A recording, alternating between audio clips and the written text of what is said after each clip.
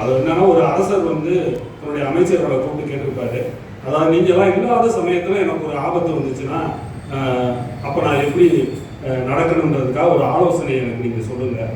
அமைச்சர்கள் இல்லாத நேரத்தில் ஆபத்து வந்துச்சுன்னா நான் என்ன செய்யணுன்ற ஒரு ஆலோசனை சொல்லுங்கள். ஆனால் அது ரொம்ப சுருக்கமாக இருக்கணும். அந்த சுருக்கமானதை நான் ஒரு தாளில் எழுதி என்னுடைய மோதிரத்துக்குள்ளே வைக்கிற மாதிரி அது இருக்கணும்னு கேட்குறாரு.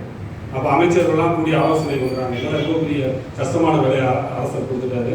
ரொம்ப சுருக்கமாக சொல்லணுமா, ஆனால் பேராபத்து காலத்தில் அது வழிகாட்டணுமானோடனே அந்த அமைச்சர்கள் ஒரு வயசானவர் இருக்கார். அவர் ஒரு இந்த இதை சொல்கிறார், ஒரு ஆலோசனை சொன்னோன்னே எல்லாருக்கும் பிடிச்சி போச்சு.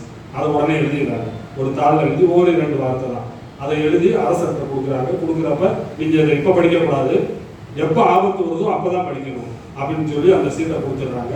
அவரும் அதை அப்படியே மடித்து தன்னுடைய வைர மோதிரத்துக்குள்ளே வச்சுருக்காரு. ஒரு 4 மாதம் கழிச்சு திடீர்னு எதிரிகளுடைய படையெடுப்பு நடக்குது.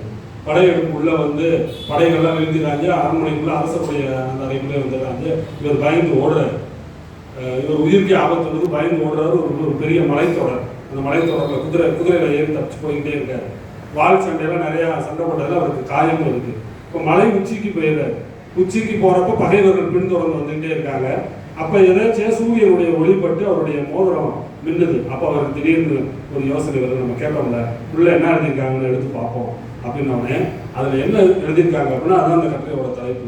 இதுவும் போய்விடும், இந்த பேராபத்து உனக்கு போயிடும், இந்த ஆபத்து எப்பயுமே இருக்குன்னு நீ நினைக்காத அப்படின்னோடனே இவருக்கு ஒரு தைரியம் வந்துடுது. எப்படியாவது நம்ம தப்பிச்சிருவோம் அப்படின்னு சொல்லி மலை உச்சிக்கு போய்கிட்டு இருந்தவர் குதிரையிலேருந்து இறங்கி வேற கிளை பாதை வழியாக போகிறாரு. அந்த பாதை ஒரு காட்டு பாதையாக போய் உங்கள் அருவி இருக்குது, மரங்கள் இருக்குது, இயற்கை காட்சியெல்லாம் பார்க்குறாரு. இவ்வளவு நாள் இதெல்லாம் பார்க்காம விட்டமே அப்படின்னு சொல்லி அவருக்கு ஒரு மன ஆறுதல் கிடைக்குது. அப்போ இதுவும் போய்விடுங்கிறது அவருக்கு துன்ப காலத்தில் ஒரு ஆறுதலை தந்துச்சு. அதுக்கடுத்து